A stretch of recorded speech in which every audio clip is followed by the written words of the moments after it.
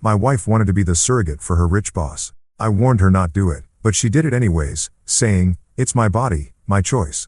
Now she and her family is begging me. But I am clear, not my baby, not my problem. Let me tell you how my entire world got flipped like a goddamn pancake on a Tuesday night in October. My name's Grant Walker, and up until that moment, I thought I had a pretty decent handle on my life. Sure, the mortgage was kicking my ass. The kids were driving me nuts with their constant need for new sneakers that cost more than my first car. And my job at the accounting firm wasn't exactly setting my soul on fire. But hey, that's middle-class America for you, right? We're all just treading water, hoping we don't drown before retirement. I was sprawled on our beat-up leather couch, the one we'd bought from a garage sale 3 years ago because we couldn't afford the fancy sectional Melissa had been eyeing at Pottery Barn, flipping through Netflix like it was my part-time job. You know how it is. Scroll for 20 minutes, watch nothing, repeat until bedtime. The kids were finally asleep after what felt like a 3-hour negotiation about why they couldn't have ice cream for dinner. And for once, the house was quiet enough that I could actually hear myself think. Melissa walked into the living room with that weird smile she gets when she's about to tell me she bought something expensive without asking. You married folks know the look. It's somewhere between, "Please don't be mad and I'm about to ruin your day." She popped down next to me, which should have been my first red flag because usually she sits on the opposite end of the couch, scrolling through her phone, liking Instagram posts of her high school friends pretending their lives are perfect. "So," she said, and that's when I knew I was screwed. Nobody starts a conversation with "so" when they're about to tell you something good. "So" is the opening act for bad news? "So" is what comes right before the car needs new brakes or your mother's coming to stay for a month? I muted the TV, some crime show where they solve murders in exactly 42 minutes, which is about as realistic as my chances of ever owning a boat, and turned to look at her. "What's up, babe?" I asked because despite being married for 8 years, I still hadn't learned to just keep my mouth shut and pretend to be asleep. That's when she dropped it. Just like that. No warning, no build-up, no "honey, we need to talk." She just looked at me with those big brown eyes that had gotten me into this mess in the first place and said, "I'm going to be a surrogate for my boss, Mr. Whitmore." I swear to God, time stopped. You know that moment in movies when everything goes silent and the camera zooms in on the protagonist's face? That was me. Except instead of dramatic music, all I could hear was the neighbor's dog barking at absolutely nothing like dogs do when they want to remind you that life is chaos. At first, I laughed. I actually laughed because what else do you do when your wife tells you she's planning to carry another man's baby? Like she's announcing she's thinking about taking up yoga. "Good one, Mel," I said, reaching for the remote. "What are we watching?" But she didn't laugh back. She just sat there with that serious expression she usually reserves for parent-teacher conferences and conversations about our credit card debt. That's when it hit me. She wasn't joking. This wasn't some weird attempt at humor. My wife, the mother of my 3 children, the woman who complained when I left dishes in the sink overnight, was seriously telling me she wanted to get knocked up by her boss. "Melissa," I said slowly like I was talking to one of our kids after they'd done something spectacularly stupid. "Please tell me you're kidding." She shook her head and I felt something cold settle in my stomach. You know that feeling when you're on a roller coaster and you hit the big drop? That moment when your brain catches up to what's happening and realizes you're completely screwed. "Yeah, that is wife can't have children." She continued like this was a perfectly normal conversation. "They've been trying for years. Vivian's had 3 miscarriages and the doctors say it's not safe for her to keep trying. Charles asked me last week if I'd consider it and I've been thinking about it ever since." Charles, she called him Charles, not Mr. Whitmore. When had that started? And more importantly, when had my wife started having private conversations with her boss about his reproductive plans? "Melissa, no." The words came out sharper than I intended. But hell, she just told me she wanted to carry another man's child. I think a little sharpness was warranted. This isn't some small favor. This isn't like watching their dog while they go on vacation. This will destroy us. She rolled her eyes. Actually rolled her eyes like I was being dramatic. "Grant, it's not like I'm having an affair. It's a medical procedure. I'm helping them have a family. You're helping yourself have a closer relationship with your boss." I shot back because let's be real here. Melissa had always been a little too eager to please authority figures, a little too concerned with what people thought of her. In high school, she was the girl who stayed after class to wash the chalkboards. In college, she was the one organizing study groups for professors who probably didn't even know her name. And now at 32, she was offering to carry her boss's baby because she thought it would make her indispensable. "That's not what this is about," she said. But her voice had that defensive edge that told me I'd hit the nail on the head. "Charles and Vivian are good people. They deserve to have a family." "What about our family?" I asked, gesturing around our living room with its mismatched furniture and crayon marks on the walls. "What about our kids? What about us?" She looked at me like I just suggested we sacrifice a goat in the backyard. "This doesn't have anything to do with us. It's my body, Grant. My choice. I don't need your permission." And there it was, the line in the sand. The moment when I realized that somewhere along the way, we'd stopped being a team and started being two people who happened to live in the same house and split the electric bill. My chest felt tight, like someone had wrapped a rubber band around my ribs and was slowly twisting it. "Melissa," I said, trying to keep my voice steady. "If you do this, it will destroy our marriage. You understand that, right?" She stared at me for a long moment, and I thought, maybe, just maybe, she was starting to get it. Maybe she was realizing that carrying another man's baby wasn't exactly the kind of thing you could just add to your weekend to-do list, right between grocery shopping and soccer practice. But then she smiled, and it wasn't the warm smile I'd fallen in love with 8 years ago. It was cold, calculated, like she'd already made up her mind and was just going through the motions of pretending to care about my opinion. "Then maybe," she said, standing up and smoothing down her yoga pants, "you should rethink what being a husband means." And just like that, she walked out of the room, leaving me sitting there with the muted TV and the crushing realization that my marriage had just died.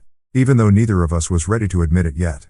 That was the night everything changed. That was the night I learned that sometimes the person you love most in the world can become a complete stranger without ever leaving the room. You'd think after dropping a nuclear bomb on our marriage, Melissa might have taken a step back to consider the radioactive fallout.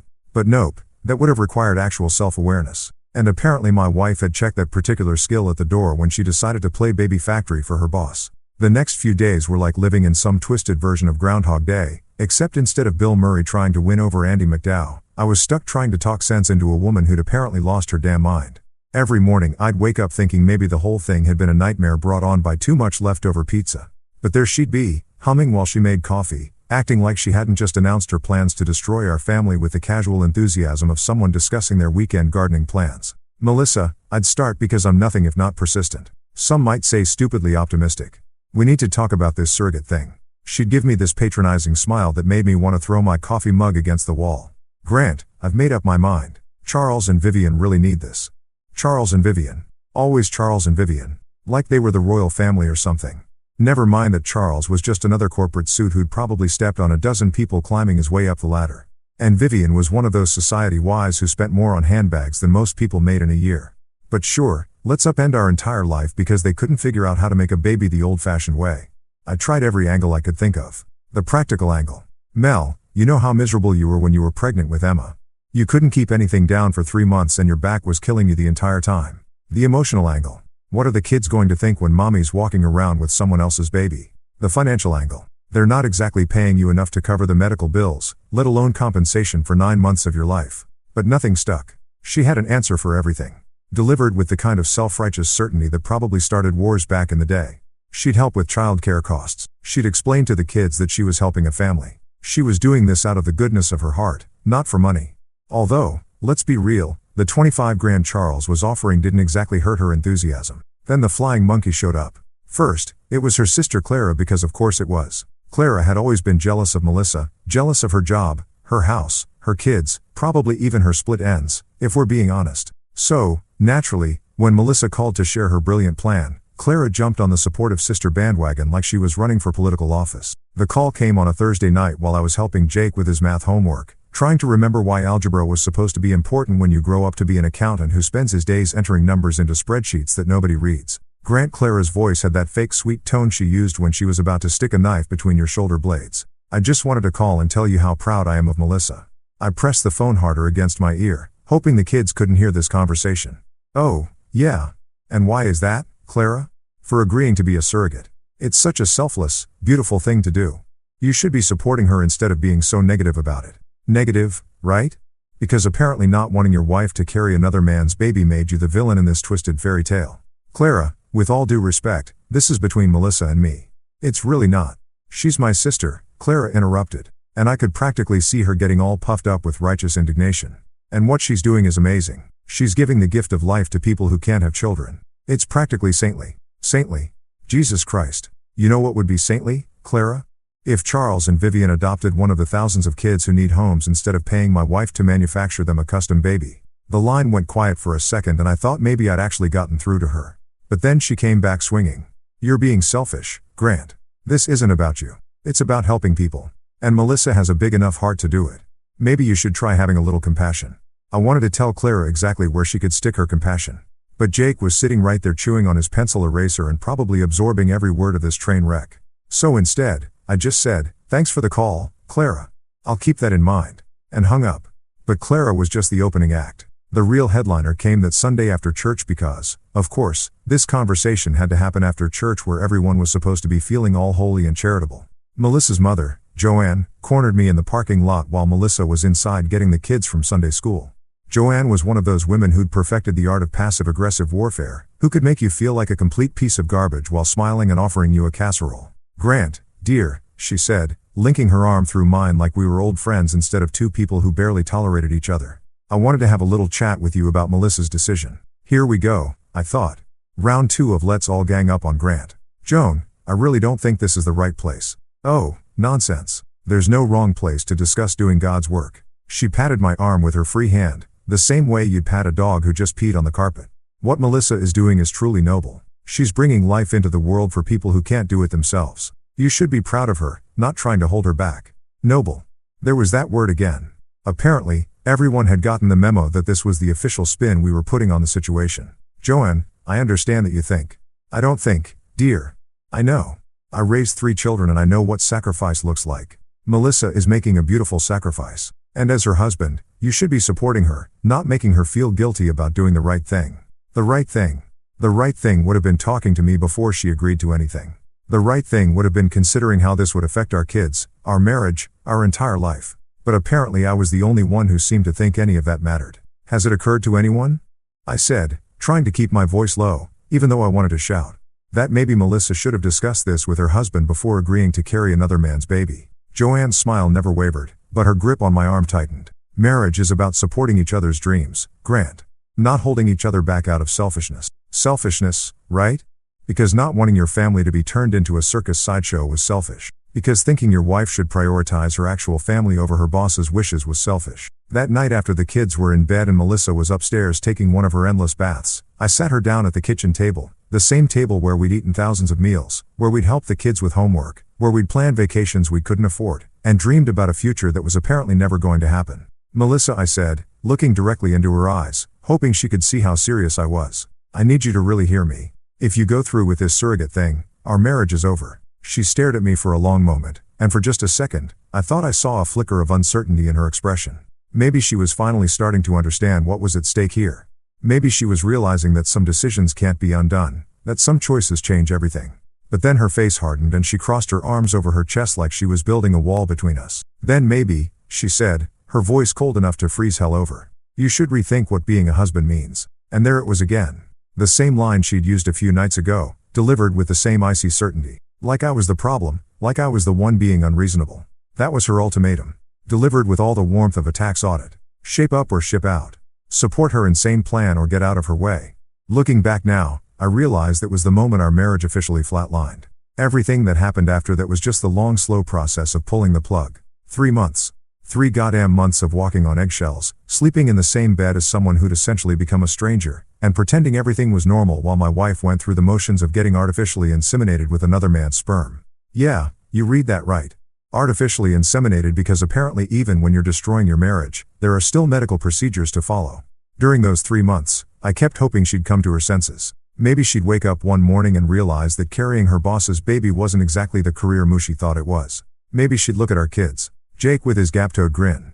Emma with her stubborn cooic. And little Sophie who still crawled into our bed during thunderstorms. And remember that she already had a family worth protecting. But hope, as it turns out, is just disappointment wearing a fancy outfit. The morning everything became real started like any other Tuesday in suburban hell. I was downstairs making coffee in our ancient Mr. Coffee machine that made sounds like a dying walrus, but somehow still managed to brew a decent cup when I heard Melissa's footsteps on the stairs. Not her usual rushed morning stomp. She was late for everything, always had been, but slow, deliberate steps like she was walking to her own execution or mine. She appeared in the kitchen doorway wearing that ratty pink bathrobe she'd had since college, the one with the coffee stain on the front that no amount of bleach could remove. Her hair was pulled back in one of those messy buns that women somehow make look effortless but probably takes 20 minutes to achieve, and she was holding something in her hand. A pregnancy test, because of course she was. "Grant," she said. And her voice had this weird mix of excitement and terror that I'd heard twice before when she told me she was pregnant with Jake and again with Emma. But this time hearing it made my stomach drop through the floor and probably into our neighbor's basement. I set down my coffee mug, the one Emma had made me in art class with "World's Okayest Dad" painted in crooked letters, and turned to face her fully. Part of me wanted to run, just bolt out the back door, hop in my Honda Civic, and drive until I hit ocean or ran out of gas, whichever came first. But the other part of me, the part that had been preparing for this moment for 3 months, just stood there waiting for the inevitable. It worked, she said, holding up the pregnancy test like it was a winning lottery ticket instead of the death certificate for our marriage. I'm pregnant. And there it was. The moment when theoretical became real, when stupid became irreversible, when my wife officially became pregnant with her boss's baby. She was standing there with this triumphant smile on her face like she just won the Nobel Prize for outstanding achievement in ruining your family. And all I could think was how completely and utterly screwed we were. I didn't yell. I didn't throw anything. I didn't grab her by the shoulders and shake her until she came to her senses. I just looked at her, really looked at her and said the only thing that made sense anymore. Okay. That's it. Just okay. One word for letters. The period at the end of the sentence that had been our marriage. She blinked at me, clearly expecting some kind of bigger reaction. Maybe she thought I'd suddenly see the light and realize what a beautiful, generous thing she was doing. Maybe she thought I'd break down and beg her to reconsider. Or maybe she thought I'd lose my completely and give her the dramatic confrontation she could use to justify everything she'd done. But I didn't give her any of that. I just picked up my coffee, took a sip, and said it again. Okay, that's it? She asked. And now there was confusion creeping into her voice. That's all you have to say? I shrugged, which I know sounds callous, but what else was there to do? We'd already had every conversation worth having about this topic. I'd already told her exactly what would happen if she went through with it. She'd already made it clear that my opinion didn't matter to her. So, yeah. Okay, pretty much covered it. Melissa, I said, setting my mug down and turning toward the stairs. You made your choice 3 months ago. Now, I'm making mine. I went upstairs, got dressed for work, and kissed each of my kids goodbye like it was any other morning. Jake was trying to eat his cereal while simultaneously playing some game on his tablet. Emma was having a meltdown because her favorite shirt was in the dirty laundry and Sophie was sitting in her high chair painting her face with yogurt. Normal chaos. Beautiful. Normal chaos. That was about to get a whole lot more complicated. Melissa followed me to the front door, still in that damn bathrobe, still holding the pregnancy test like it was made of gold. Grant, we need to talk about this, she said, and the desperation in her voice almost made me feel sorry for her. Almost. No, I said, grabbing my keys from the bowl by the door. The ceramic bowl Emma had made in 2nd grade that was supposed to look like a flower, but mostly looked like something you'd find at the bottom of a pond. We really don't. And then I left. I drove to work, sat in my cubicle, and spent 8 hours entering numbers into spreadsheets while my marriage imploded in slow motion. Around lunchtime, I pulled out my phone and called James Holloway, a divorce attorney I'd gone to high school with. We played on the same baseball team junior year. He was a decent shortstop, terrible at math, and apparently great at destroying marriages for a living. Jim, I said when he picked up, it's Grant Walker. I need a lawyer. There was a pause and then he said, Jesus, Grant, what did you do? It's not what I did, I said, looking around the office to make sure nobody was listening. It's what my wife did. She's pregnant with her boss's baby. Another pause longer this time. Come again. She's a surrogate for her boss and his wife. I told her not to do it. She did it anyway. Now I need to know what my options are. Holy man. That's wow. Okay. Can you come in tomorrow morning? We need to talk about this in person. 2 days later, I had divorce papers drawn up. Professional, clean, no-nonsense divorce papers that laid out exactly what I wanted. Custody of our 3 kids, half the house equity, and absolutely zero responsibility for the baby she was carrying. I had James serve them to her at her office because I figured if she could make major life decisions without consulting me, I could return the favor. She called me that afternoon, sobbing so hard I could barely understand what she was saying. You can't be serious, she kept repeating like saying it enough times would somehow make it true. You can't be serious. But I was serious. Dead serious. More serious than I'd ever been about anything in my life. Melissa, I said, sitting in my car in the parking lot of a Starbucks because I couldn't have this conversation at home with the kids listening. I told you exactly what would happen if you did this. You didn't believe me. That's not my fault.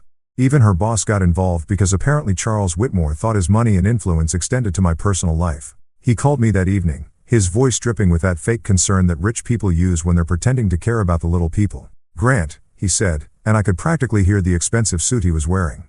I think there's been a misunderstanding. What Melissa is doing, what she's doing for Vivon and me, it's a beautiful thing. A gift. You should see this as something to be proud of, not something to run away from.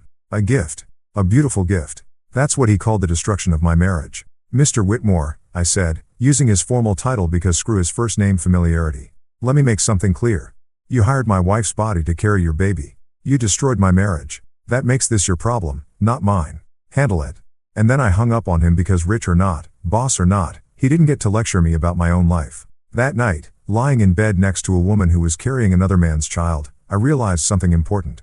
Betrayal doesn't always come with dramatic music and tear-filled confrontations. Sometimes it comes with a triumphant smile and a pregnancy test delivered over morning coffee like it's good news instead of the end of everything you thought you knew about your life. You know what's funny about filing for divorce? It doesn't actually make your wife disappear. I mean, I knew that logically. I'm not a complete idiot, but somehow I'd thought that once I served Melissa those papers, she'd magically vanish from my daily life like a bad dream or a telemarketer who finally gets the hint. Instead, she just kept existing in my space, growing another man's baby while acting like nothing had fundamentally changed about our situation. The first few weeks after dropping the divorce bomb were like living in some twisted version of the Twilight Zone. Melissa refused to move out, claiming she needed stability during this difficult time. Apparently, carrying your boss's baby is stressful. Who knew? So, we were stuck in this bizarre domestic purgatory where we shared a house, kids, and a mortgage, but absolutely nothing else. She'd set up camp in the guest bedroom, the one we'd always said we'd turn into a home office someday when we had money and motivation. Now, it looked like a nursery showroom had exploded in there, boxes of baby stuff everywhere, a crib that was still in pieces leaning against the wall, and enough prenatal vitamins to supply a small army of pregnant women. The whole room smelled like that weird combination of new plastic and false hope. The worst part wasn't the constant reminder that my wife was playing house with someone else's genetic material. No, the worst part was how she kept acting like I was still her husband, like I was still somehow responsible for taking care of her during her journey. That's what she called it, a journey. Like she was climbing Everest instead of just getting knocked up by her boss. Grant, can you grab me some pickles on your way home? She'd text me at work like I was still running errands for her instead of actively trying to extract myself from her life. Grant, can you help me set up the crib? It's really heavy and I'm not supposed to lift anything over 10 pounds. Grant, can you drive me to my doctor's appointment? Charles and Vivian are in Europe for 2 weeks. Each time I'd look at my phone and feel this mixture of disbelief and rage that she still thought I was part of Team Melissa. Did she honestly believe that filing for divorce was just some kind of negotiating tactic? Like I was playing hard to get instead of actually trying to get the hell out of Dodge. My standard response became a masterpiece of emotional detachment. I wouldn't even look up from whatever I was doing. Usually my laptop because work had become my escape from the circus my home life had become. Not my kid, not my problem. 6 words, simple, direct, and absolutely devastating in their clarity. The first time I said it, Melissa looked like I'd physically slapped her. By the 10th time, she just got this pinched expression around her eyes, like she was developing a permanent migraine from dealing with my unreasonable attitude. But here's the thing about being pregnant. It doesn't care whether your husband has checked out of the relationship or not. Biology doesn't give a damn about your emotional state or your marital status. So, while I was busy practicing my emotional detachment, Melissa was dealing with all the fun stuff that comes with growing a human. Morning sickness that lasted all day, weird food cravings that sent her to the grocery store at midnight looking for pickles and ice cream, and the kind of exhaustion that made her fall asleep sitting up watching Netflix. And when things got really tough, when the glamorous reality of being a surrogate mother started to hit her, guess who she turned to for support? Not Charles and Vivian, who were busy living their fabulous rich people life. Not her sister, Clara, who was great at cheerleading from a distance, but mysteriously unavailable when actual help was needed. Not her mother, Joan, who'd suddenly developed a case of selective hearing whenever Melissa called, asking for assistance. Nope.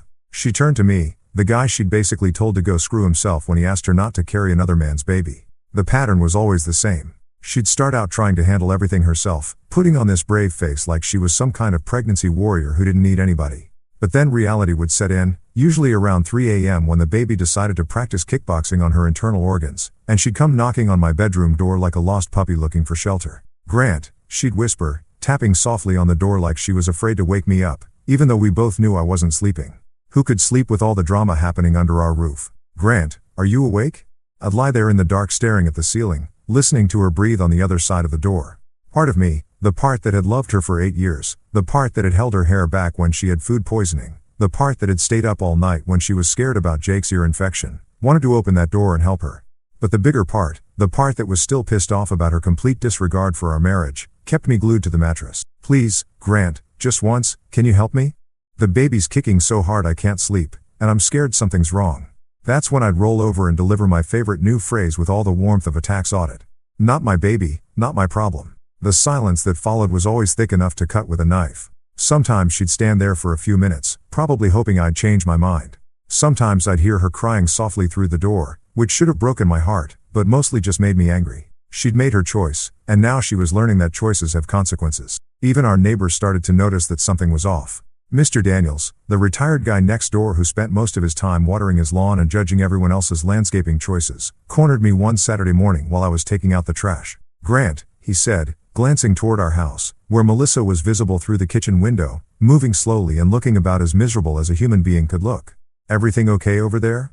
"Melissa looks exhausted." I followed his gaze and saw her struggling to reach something in the top cabinet. Her pregnant belly, making it impossible to get close enough to the counter. 6 months ago, I would have rushed inside to help her. Now, I just shrugged and kept walking toward the garbage cans. She made her bed. I told Mr. Daniels, "Let her lie in it." He gave me this look like I just announced I was joining a cult or starting a meth lab in my garage. "But Grant, she's pregnant. Doesn't matter what happened between you two. She needs help." "Then her boss can help her," I said, shoving the trash bag into the can with more force than necessary. "He's the father, not me." Mr. Daniels shook his head like he couldn't believe what he was hearing. "I don't know what happened between you two, but this isn't right, son. A man doesn't abandon his wife when she's carrying a child. A wife doesn't get pregnant by another man." I shot back because I was getting really tired of everyone acting like I was the villain in this story. Charles Whitmore wanted a baby. He got one. Now he can deal with everything that comes with it. But Charles and Vivian, it turned out, were about as useful as screen doors on a submarine when it came to the day-to-day reality of pregnancy. They showed up for the big moments, the ultrasound appointments where they could see their precious baby developing, the doctor visits where they could ask questions about genetic testing and due dates. They brought expensive gifts and talked about nursery themes and college funds. But when Melissa needed someone to hold her hair back while she puked her guts out, or when she needed help getting up from the couch because her center of gravity had shifted to somewhere around Jupiter, Charles and Vivon were nowhere to be found. They had lives to live, after all, important places to be. Charles had board meetings and golf games. Vivon had charity galas and spa appointments. They couldn't be expected to deal with the messy, unglamorous parts of pregnancy. That's what husbands were for. Except I wasn't her husband anymore. Not in any way that mattered. I was just the guy who happened to share a house with her while lawyers figured out how to divide up 8 years of marriage into neat little legal categories. I was the roommate who knew where she kept the good ice cream and which brand of prenatal vitamins didn't make her nauseous, but who had absolutely zero interest in using that knowledge to make her life easier. Because here's the thing nobody talks about when they're busy judging your choices. Sometimes love isn't enough. Sometimes respect matters more than affection. And sometimes preserving your own sanity is more important than being the bigger person. Melissa had chosen Charles and Vivon's needs over mine, their future over ours, their happiness over our family stability. Now she could live with the consequences of that choice. All by herself, just like she'd wanted. 9 months. That's how long it takes to grow a human being, destroy a marriage, and completely lose your damn mind. By the time Melissa hit her 3rd trimester, our house had turned into some kind of surreal performance art piece about dysfunction. She'd waddle around like a penguin wearing yoga pants, complaining about everything from her swollen ankles to the baby's habit of using her bladder as a soccer ball, while I perfected the art of being physically present but emotionally checked out. The whole situation was like watching a car accident in slow motion. You know it's going to end badly, but you can't look away because the human brain is wired for disaster porn. Every day brought some new drama, some fresh reminder that my wife was carrying another man's genetic legacy while I counted down the days until I could legally extract myself from this nightmare. The birth itself happened on a Tuesday in March because apparently even babies don't have the courtesy to arrive on convenient days. I was at work deep in the thrilling world of quarterly tax filings when my phone started buzzing like an angry hornet. The first call was from Melissa, which I let go to voicemail because I'd learned that answering her calls only led to requests for favors I had no intention of granting. The second call was also from Melissa. Then the 3rd, 4th, and 5th. Finally, I picked up, figuring maybe the house was on fire or one of our actual kids needed something. "Grant," she gasped, and I could hear that particular brand of panic that meant things were happening fast. "It's time. The baby's coming." For a split second, just one stupid reflexive second, my brain went into husband mode. The same mode that had kicked in when she'd gone into labor with Jake, Emma, and Sophie. The mode where you drop everything, grab the hospital bag, and drive like a maniac while trying to remember everything from those childbirth classes you'd slept through. But then reality crashed back in like a bucket of ice water. This wasn't my baby. This wasn't my emergency. This was Charles and Vivian's big moment, the culmination of their expensive fertility journey. The answer to all their rich people prayers. "Okay," I said. My voice as flat as roadkill. "So call Charles." I did, she sobbed. And now I could hear the real fear creeping in. "He's in a meeting. His secretary said she'd try to reach him, but then call Vivon. She's at some spa in Napa. Grant, please, I need." I hung up. Just pressed the little red button and went back to my tax forms like nothing had happened. Because what was I supposed to do? Drop everything and rush to the hospital to watch my wife give birth to her boss's baby, hold her hand while she delivered another man's child? Cut the umbilical cord that connected someone else's kid to my wife's body. Yeah, that was going to be a hard pass for me. The phone kept ringing. Melissa, probably calling from the ambulance or the hospital, desperate for someone, anyone, to be there for her during what should have been one of the most important moments of her life. But she'd made her choice about who mattered to her. And it wasn't me. Around 3:00 p.m., my desk phone rang. The hospital. Mr. Walker. This is St. Mary's Hospital. Your wife Melissa asked us to call you. She's given birth to a healthy baby boy and she's asking if you can come. I'm not the father, I said, cutting off whatever guilt trip they were about to lay on me. Call Charles Whitmore. He's the father. This has nothing to do with me. There was a pause. The kind of silence that happens when someone realizes they've stepped into a situation way more complicated than they bargained for. Sir, Mrs. Walker is very upset. She's asking for you specifically and I'm specifically not coming. I said like I told you. Call Charles Whitmore. It's his baby, his responsibility. I gave them Charles's office number and hung up. Then spent the rest of the day trying to focus on work while ignoring the growing knot in my stomach. Not guilt. I was way past guilt, but something else. Maybe relief that it was finally over. That the pregnancy that had been hanging over our lives like a storm cloud had finally ended. Maybe anticipation for what came next now that there was an actual baby involved instead of just the abstract idea of one. That evening, I picked up our kids from after-school care like it was any other day. Jake was excited because he'd gotten an A on his science project about volcanoes. Emma was grumpy because some kid had stolen her favorite pencil eraser. And Sophie wanted to know if we could have pancakes for dinner. Normal kid problems. Beautiful. Normal kid problems that had nothing to do with surrogacy or bosses or babies that belonged to other people. Where's Mommy? Sophie asked as I buckled her into her car seat. Mommy's at the hospital, I said, which was technically true. She had to help some people today. Is she sick? Emma asked. And I could see her starting to worry in that way kids do when they sense something's wrong, but don't understand what. No, sweetheart. She's fine. She just had to do something for work. It wasn't a lie. Exactly. Melissa had made it pretty clear that this whole surrogate thing was about her career, about impressing Charles and securing her position at the firm. So, yeah, it was work-related. We went home, ordered pizza, and had what turned out to be one of the nicest evenings we'd had in months without Melissa's pregnancy hormones turning every conversation into a potential minefield. Without the constant tension of living with someone who'd fundamentally betrayed everything our marriage was supposed to represent, the house felt peaceful for the first time in 9 months. Around 8 p.m. after the kids were in bed, my phone rang. Melissa, calling from the hospital, her voice thick with exhaustion and something that might have been regret. Grant, she whispered like she was afraid someone might overhear. Please come. I'm scared. And for just a moment, I felt something crack inside my chest. Not enough to change my mind, but enough to remind me that once upon a time, I'd love this woman enough to marry her. Enough to have 3 kids with her. Enough to believe we'd grow old together on some front porch somewhere, watching our grandkids play in the yard. But love isn't always enough. Sometimes it's not even relevant. Call Charles, I said, my voice gentler than it had been in months, but still absolutely final. He's the father, not me. Charles is. He's busy. The baby's beautiful, Grant. He has these tiny little fingers and he's so perfect. And I need someone here who cares about me. That's when it hit me. The real tragedy of the whole situation. She'd spent 9 months carrying this baby for people who saw her as nothing more than a high-end incubator. And now that the job was done, she was discovering exactly how much they actually cared about her as a person. Charles was busy, probably celebrating with Vivon somewhere expensive, while the woman who'd carried their child lay in a hospital bed alone and scared, realizing that she'd traded her marriage for people who couldn't even be bothered to show up when she needed them most. But that wasn't my problem anymore. I tried to warn her. I told her exactly what would happen. She'd chosen not to believe me. Melissa, I said, looking out the kitchen window at our backyard where the kids' swing set sat empty in the fading light. You made your choice. Now live with it. And then I hung up and turned off my phone because I was done being her backup plan. Done being the person she turned to when her real priorities let her down. Done being married to someone who'd put her boss's needs ahead of our family's well-being. The baby was born healthy and perfect, just like she'd said.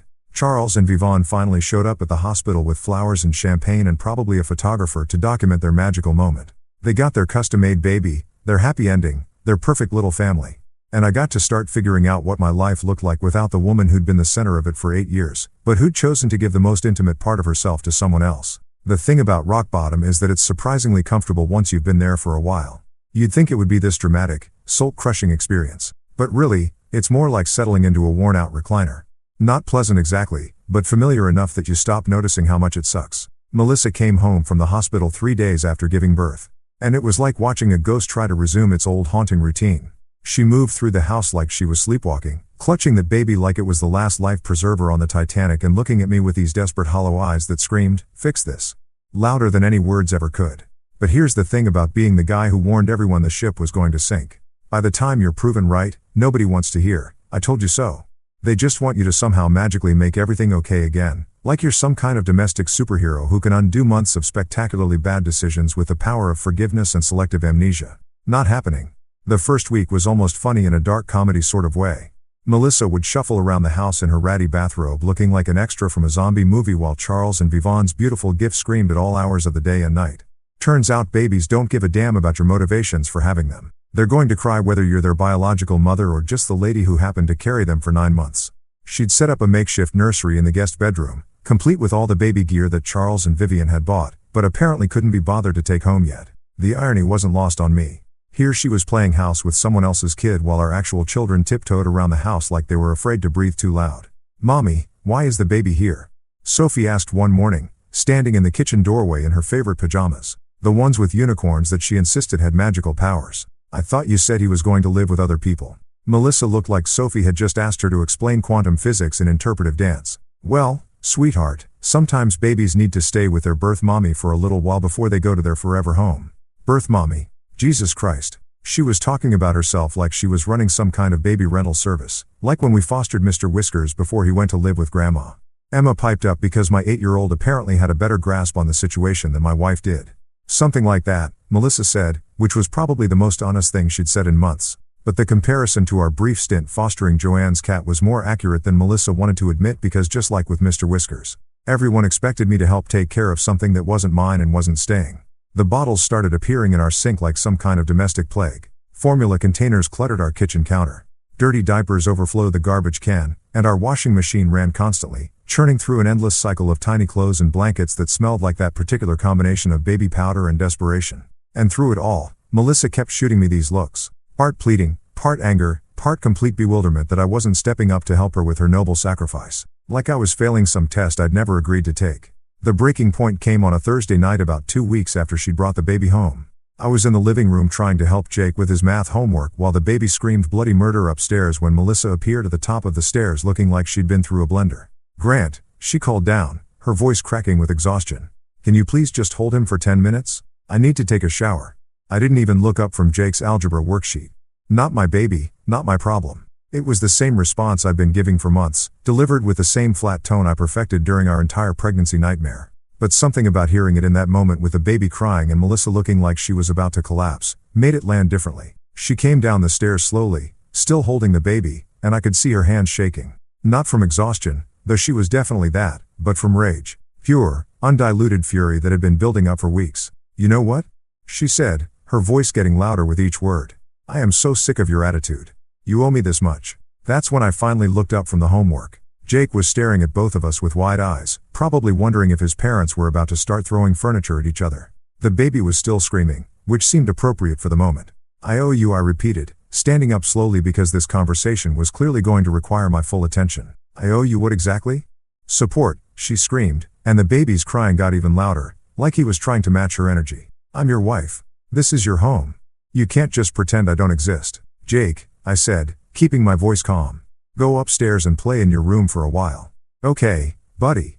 He scrambled out of there like his pants were on fire, which was probably the smartest thing anyone had done in our house all week. Once he was gone, I turned back to Melissa and let her have it. All the anger I'd been swallowing for months. All the resentment I'd been choking down, all the hurt I'd been pretending didn't exist, it all came pouring out. "Let me tell you what I owe you," I said, my voice deadly quiet. "I owe you absolutely nothing. You want to know why? Because you're not my wife anymore. Not in any way that matters." Her face went pale, but I wasn't done. "You chose to get pregnant by another man. You chose to carry your boss's baby. You chose his needs over our marriage, his wants over our family, his happiness over everything we built together. So, no, Melissa, I don't owe you support. I don't owe you help. I don't owe you a goddamn thing." "It's not like that," she protested. But her voice was weaker now, like she was starting to realize how deep the hole she dug really was. "It's exactly like that." I shot back. "You want to play house with Charles Whitmore's baby? Fine, but don't expect me to be your backup husband when the real parents can't be bothered to show up." That's when she really lost it. The baby was screaming, she was screaming, and I was standing there watching my marriage finally die its long overdue death. "You're abandoning me," she shrieked like somehow I was the villain in this story. How can you be so cruel? I'm not abandoning you, I said, grabbing my keys from the counter because I needed to get out of there before I said something I'd actually regret. I'm just refusing to clean up your mess anymore. Where are you going? She demanded. Anywhere but here, I said, heading for the door. Call Vivon. Call your sister, your mother, call the Pope for all I care. But stop calling me. I'm done. And then I left. Got in my car and drove around for 2 hours listening to talk radio and trying to remember what my life had been like before it turned into a soap opera written by someone with serious mental health issues. When I came back, the house was quiet. Melissa's car was gone and so was the baby. She'd finally packed up and left, taking her beautiful gift with her. For the first time in months, I could hear myself think. For the first time in almost a year, my house felt like home again instead of a war zone. The kids were upstairs, probably confused and scared by all the yelling, but safe. Our actual children, the ones who mattered, the ones I'd been trying to protect through this whole nightmare. I made them mac and cheese for dinner, the good stuff from the box, not the fancy organic kind Melissa always insisted on.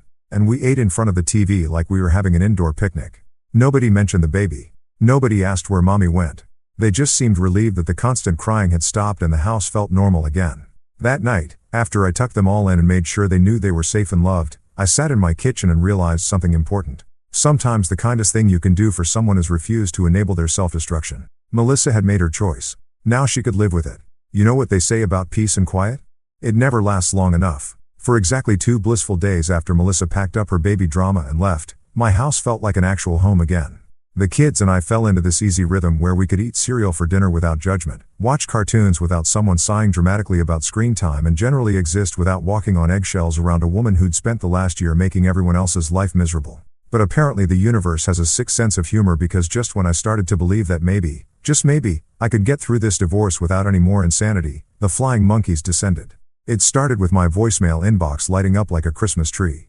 I'd come home from work to find 7 new messages, each one more ridiculous than the last. It was like Melissa had sent out some kind of emergency alert to every person who'd ever met her. Attention all friends and family members. Gran is being mean to me. Please call and tell him he's a terrible person. The first message was from her sister Clara, because of course it was. Clara had apparently appointed herself as the head of the Grant as obviously Satan committee, and she was taking her new job very seriously. Grant, her voice came through my phone speaker with all the warmth of a tax audit. I cannot believe what Melissa told me. She's sitting in my living room right now, crying her eyes out because her own husband abandoned her with a newborn baby. How can you be so heartless? She's your wife, Grant. Your wife? Where is your sense of responsibility? I had to laugh at that one. Responsibility, right? Because apparently I was responsible for taking care of a baby that wasn't mine. Born as a result of a decision I'd explicitly opposed for people who couldn't be bothered to handle their own parenting duties. That made perfect sense in Clara's twisted little world. The next message was from Melissa's college roommate, some woman named Jennifer, who I'd met exactly twice in 8 years of marriage, but who apparently felt qualified to judge my entire character based on whatever sob story Melissa had fed her. Grant, this is Jennifer Morrison, Melissa's friend from college. I just wanted to say that I think what you're doing is absolutely disgusting. Melissa is going through the hardest time of her life, and instead of supporting her, you're being selfish and cruel. She gave that couple the most precious gift anyone can give, and you're punishing her for it. I hope you can live with yourself. The most precious gift. Jesus Christ. They were all reading from the same script. Like carrying your boss's baby was some kind of humanitarian effort instead of a spectacularly bad career move that destroyed a marriage. But the real masterpiece came from her mother, Joan, who'd apparently been saving up her passive-aggressive energy for one devastating voicemail that lasted nearly 5 minutes. Grant, dear, she began, using that saccharine tone she always used when she was about to gut you with surgical precision. I just got off the phone with my daughter, and I have to say, I'm deeply disappointed in you. Deeply disappointed. When Melissa married you, I thought she was getting a man who would stand by her through thick and thin, for better or worse. But apparently, I was wrong. She paused there, probably for dramatic effect, before launching into the main course of her guilt trip. That poor girl is sitting in Clara's apartment right now with a beautiful baby boy, and she's heartbroken because the man she married, the man who promised to love and honor her, has turned his back on her in her hour of need. She's exhausted. She's scared, and she's dealing with all of this alone because you've decided to be petty and vindictive instead of being the husband she needs. Petty and vindictive. That's what Joanne called my refusal to play house with my wife's boss's baby. Not principled. Not self-respecting. Petty and vindictive. I raised 3 children, Grant. And I know what sacrifice looks like. What Melissa did. Carrying a child for a couple who couldn't have their own. That's the kind of selfless act that should make a husband proud, not angry. The fact that you can't see that says more about your character than hers. The voicemail went on for another 2 minutes, covering everything from my supposed lack of Christian values to my failure as a role model for our children. By the end of it, I was half convinced that I was indeed the Antichrist and Melissa was some kind of modern-day saint who'd been unfairly persecuted for her noble deeds. But the absolute cherry on top of this sundae came the next evening when my phone rang during dinner. I was helping Sophie cut up her chicken nuggets when Charles Whitmore's name appeared on my caller ID. Charles Whitmore, the man who'd hired my wife's reproductive system, was calling to lecture me about my attitude. The balls on this guy could have been registered as their own small country. I almost didn't answer, but curiosity got the better of me. I had to hear what this pompoose had to say for himself. "Grant," he said when I picked up his voice, dripping with that fake concern that rich people use when they're slumming it with the little people. "I hope you don't mind me calling. I got your number from Melissa." Of course, he did. Because apparently my soon-to-be ex-wife was just handing out my personal information to anyone who asked. "What can I do for you, Charles?" I asked, putting him on speaker so I could continue helping Sophie with her dinner. If he was going to waste my time, he could at least provide some entertainment for the kids. "Well, I wanted to talk to you about this situation with Melissa and the baby. I think there's been a misunderstanding." "A misunderstanding, right? Like I'd somehow misunderstood the part where my wife got pregnant with his kid." "I'm not sure what you think I'm misunderstanding," I said, cutting up him his nuggets while she made faces at the phone. "Seems pretty straightforward to me, Grant. What Melissa has done for Vivon and me, it's incredible. It's a gift beyond measure. She's given us the chance to have a family, to experience the joy of parenthood that we thought was lost to us forever. You should be proud of her. You should be supporting her through this transition. Like carrying someone else's baby was some kind of career change instead of a marriage-ending betrayal." "Charles," I said, wiping barbecue sauce off Sophie's face, "let me explain something to you. You hired my wife to carry your baby. You destroyed my marriage. You got what you paid for. Now it's your responsibility to deal with the consequences." There was a pause and I could practically hear him trying to figure out how to spin this in his favor. "But Grant, you're still part of this family. We're all connected now through this beautiful child. We need to work together, support each other." That's when I lost it, because this rich entitled piece of garbage who treated my wife like a rental womb was trying to tell me that I was part of his family now. Like his money gave him the right to reorganize my entire life to suit his convenience. "Listen to me very carefully, Charles," I said, my voice getting deadly quiet. "We are not family. We are not connected. We are not anything. You wanted a baby, you got one. You hired my wife's body and destroyed my marriage in the process. But here's the thing that makes this your problem, not mine, Grant. I don't think you understand." "No, I understand perfectly. You thought you could buy your way into parenthood without dealing with any of the messy parts? Well, congratulations. Those messy parts include middle-of-the-night feedings, diaper changes, and a woman who's probably realizing that being a surrogate isn't quite the glamorous experience she thought it would be. But that's your mess to clean up, not mine." "But Melissa needed to think about what she was doing before she did it," I interrupted. "She needed to consider how this would affect her actual family before she agreed to carry your baby. She needed to listen to her husband when he told her this was a terrible idea. But she didn't do any of those things, did she?" The line went quiet, and for a moment, I thought maybe I'd actually gotten through to him. Maybe he was starting to understand that his money couldn't buy him absolution from the chaos he'd helped create. But then he came back with that same smooth, condescending tone. "Grant, I think you're being unreasonable. This is about more than just you and Melissa. There's a child involved now." "Your child," I said, cutting him off again. "Your responsibility. Your problem. I never wanted any part of this arrangement. I told everyone it was a bad idea. And now I'm supposed to clean up the mess. I don't think so."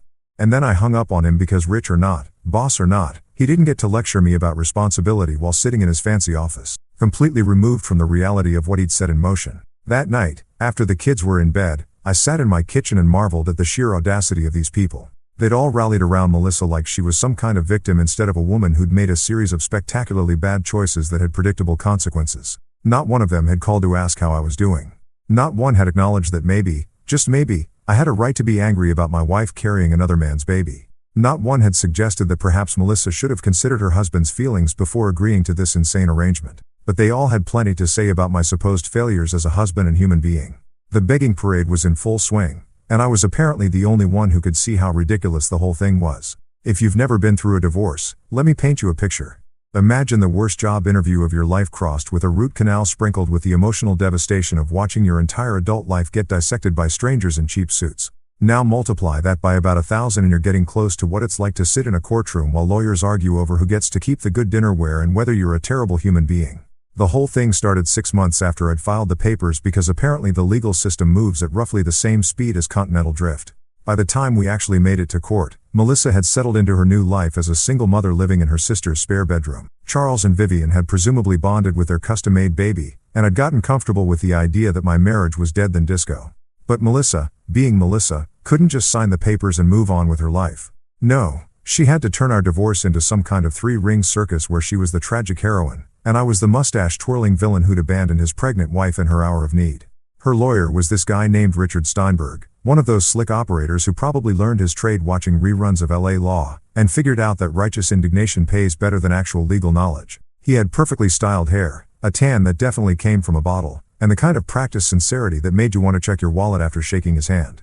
My lawyer, on the other hand, was James Holloway, the same guy I played baseball with in high school, who'd gone on to law school while I was studying accounting and probably wondering why anyone would voluntarily choose a career that involved this much paperwork. Jim was the kind of lawyer who wore off-the-rack suits and actually cared about winning cases instead of just looking good while losing them. The courtroom itself looked exactly like every courtroom you've ever seen on TV, with paneling that had probably been installed during the Coolidge administration, fluorescent lighting that made everyone look like they were suffering from a vitamin deficiency, and that particular smell that all government buildings seem to have, like disinfectant mixed with broken dreams. Melissa sat at the plaintiff's table looking like she'd stepped out of a tragic single mother photo shoot. She was wearing this simple black dress that probably cost more than my monthly car payment. Her hair was pulled back in a style that said, "I'm too devastated to care about my appearance, but somehow still look perfect." And she had this expression on her face like she was bravely enduring an unthinkable injustice. Behind her in the gallery sat her entire support squad.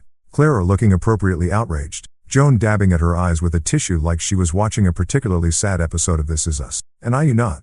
Charles and Vivian Whitmore sitting in the back row like they were attending a community theater production of Poor Melissa Gets Screwed Over by Her Mean Husband. The audacity of those two showing up was almost impressive. Here they were, the people who'd started this whole mess by hiring my wife's reproductive system, sitting in my divorce proceedings like concerned family members instead of the home wrecking they actually were.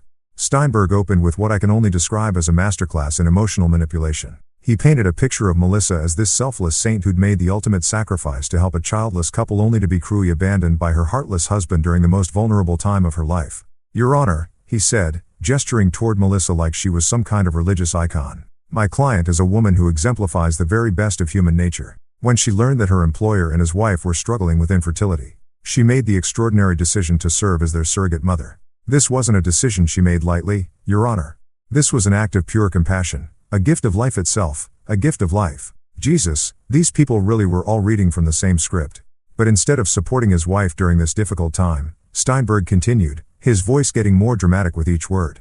"The defendant chose to abandon her. He filed for divorce while she was pregnant. Your Honor, he refused to attend the birth of the child she was carrying. He has shown a callous disregard for his wife's emotional and physical well-being. That is frankly shocking.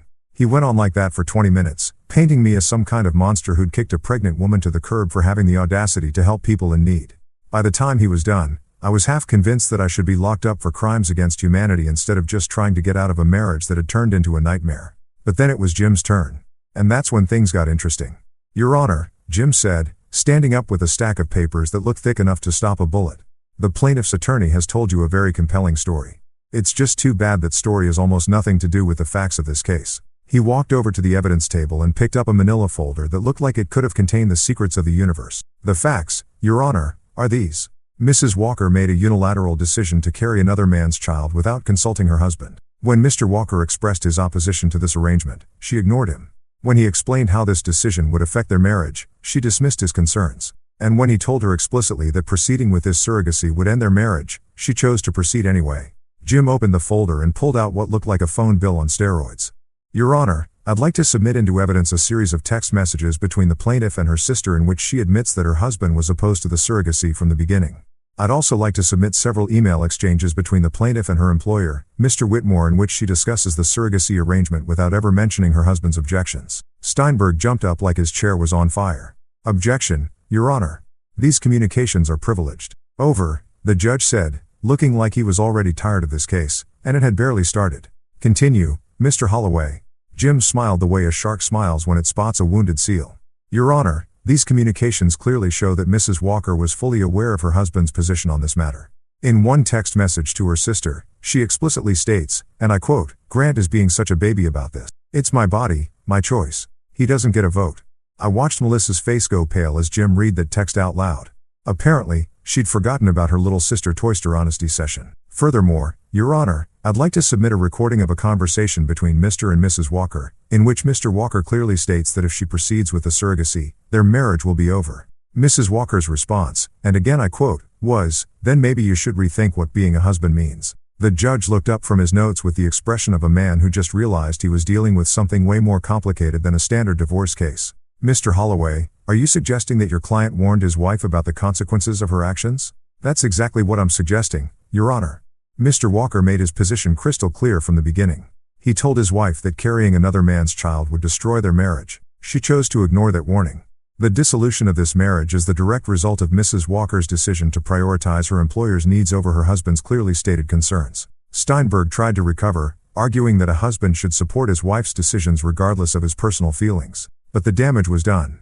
The texts, the emails, the recorded conversation, it all painted a picture of a woman who'd made a unilateral decision to destroy her marriage and was now shocked that her husband had actually followed through on his warnings. The best part was watching Charles and Vivon squirm in their seats as it became increasingly clear that their beautiful gift had come at the cost of someone else's family. They probably thought they were just hiring a surrogate, not destroying a marriage. But intent doesn't really matter when the results speak for themselves. By the time the proceedings wrapped up for the day, it was pretty clear which way the wind was blowing. Melissa looked like she'd been hit by a truck. Her legal dream team looked like they were already planning their exit strategy. And I felt something I hadn't felt in months. Hope. Hope that maybe, just maybe, the truth would actually matter in this circus. Hope that someone would finally acknowledge that I wasn't the villain in this story, just a guy who tried to protect his marriage and been ignored. Hope that when this was all over, I could finally move on with my life and stop being defined by my wife's spectacularly bad decisions. 2 weeks after the courtroom circus ended, I found myself sitting in the same uncomfortable wooden chair, but this time the atmosphere was completely different. Instead of the tense drama of competing narratives, there was just the cold, hard reality of legal consequences being handed down by a judge who looked like he'd rather be anywhere else on the planet. Judge Morrison was one of those old school guys who'd probably seen every sob story, every excuse, and every attempt at emotional manipulation that the legal system had to offer. He had gray hair, wire-rimmed glasses, and the expression of a man who'd stopped being surprised by human stupidity sometime around the Clinton administration. After reviewing all the evidence presented, he began, his voice carrying the weight of finality that only comes from years of making decisions that change people's lives forever. This court finds that the dissolution of this marriage was the direct result of unilateral decisions made by the plaintiff without regard for her spouse's clearly stated objections. I felt something loosen in my chest, something that had been wound-tight for almost a year.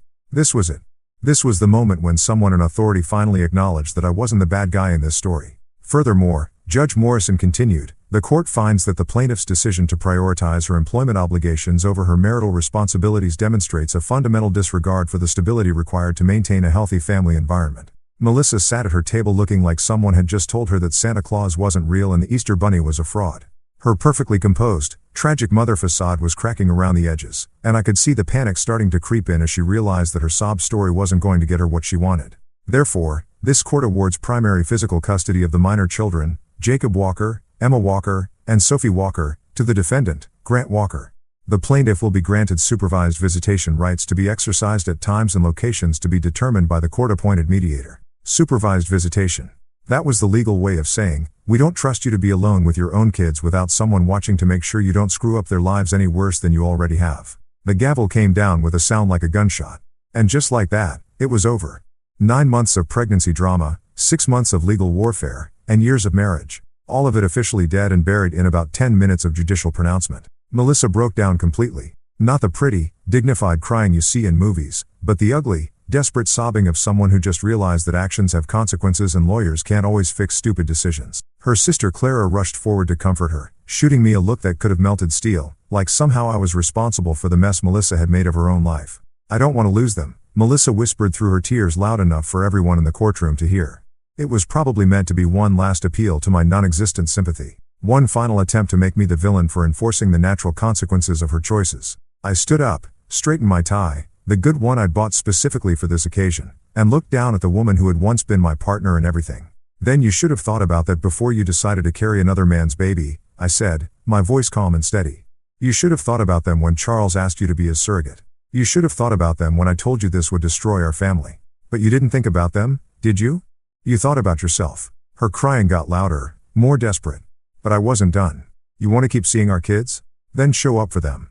Be the mother they deserve instead of the woman who traded their family stability for her boss's approval. Prove that they matter more to you than your career ambitions or your need to impress people who don't give a damn about you. I picked up my briefcase, the same one I'd carried to work every day for 8 years, back when I thought I was building a life with someone who shared my priorities, and headed for the door.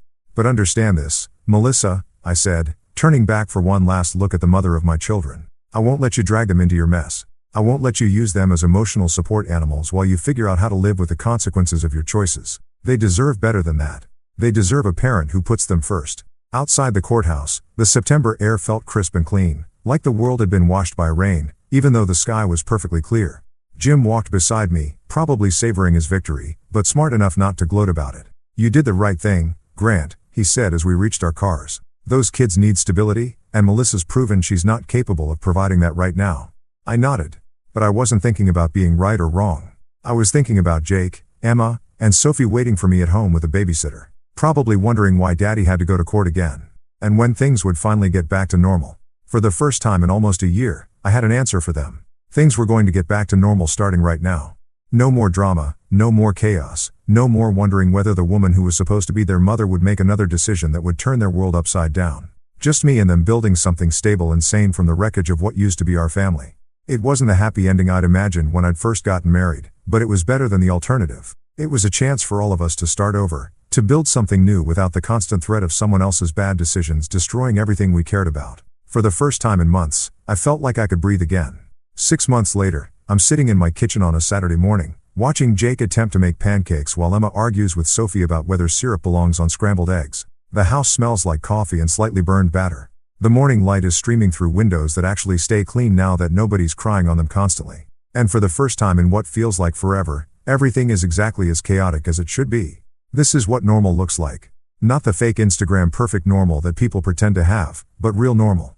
The kind where your 8-year-old puts too much vanilla in the pancake mix. Your 6-year-old insists that purple is a perfectly reasonable color for breakfast food. And your 4-year-old tries to feed pancakes to the dog we don't have. Dad, can we get a dog? Sophie asks, right on cue because apparently my kids have developed telepathic powers. Ask me again when you can remember to put your clothes in the hamper instead of on the floor. I tell her, which is parents speak for, not until you're 30 and living in your own house. The funny thing about divorce is that everyone expects you to be miserable. They expect you to be bitter, lonely, struggling to figure out how to braid your daughter's hair or explain why mommy doesn't live here anymore. And sure, there were some rough patches, like the night Emma asked if mommy stopped loving us, or when Jake's teacher called because he'd been acting out at school, but mostly it's been peaceful, quiet in a good way. Like when you finally turn off a TV that's been playing static in the background for so long you forgot it was even on. The kids have their routine now. School, homework, dinner that doesn't come with a side of drama.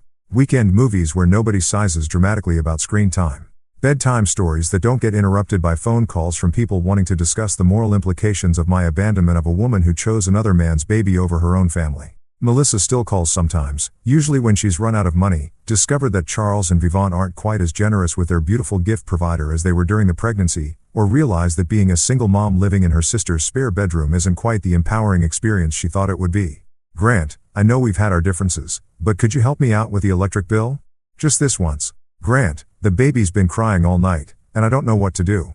Charles said they're too busy to help this week. Grant, I made a mistake. I see that now. Can we talk about working things out? The answer is always the same. No. Not because I'm trying to be cruel, but because I learned something important during this whole nightmare. You can't save people from the consequences of their own choices. You can't love someone into making better decisions. And you definitely can't build a stable life with someone who's willing to torch everything you've built together for the approval of people who see her as nothing more than a means to an end. Her choices are her burden now, not mine. The kids see her every other weekend, supervised visits at a neutral location because the court decided she needed to prove she could prioritize their well-being over her own drama. Sometimes she shows up, sometimes she doesn't. The kids have learned not to get their hopes up too high, which breaks my heart, but also makes me proud of how resilient they are. Dad, Emma says, interrupting my thoughts. Jake put eggshells in the pancakes. Did not. Jake protests. That's just texture. Gross texture, Sophie adds helpfully. I look at my 3 kids, my actual kids, the ones I chose to protect when their mother chose something else, and feel something I haven't felt in a long time. Contentment. Not happiness exactly because this isn't how I thought my life would turn out, but contentment with the knowledge that I did the right thing even when it was hard. All right, troops, I say, standing up to survey the pancake disaster. Let's start over. And this time, maybe we leave the eggshells out of the recipe. Can we put chocolate chips in instead? Sophie asks. Absolutely.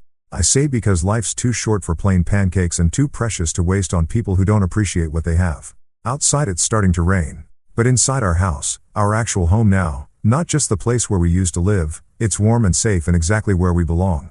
Not my baby, not my problem, but these kids. This life we're building together. This peace we've found in the aftermath of someone else's spectacularly bad decisions. This is all mine and I'm never letting anyone take it away from us again.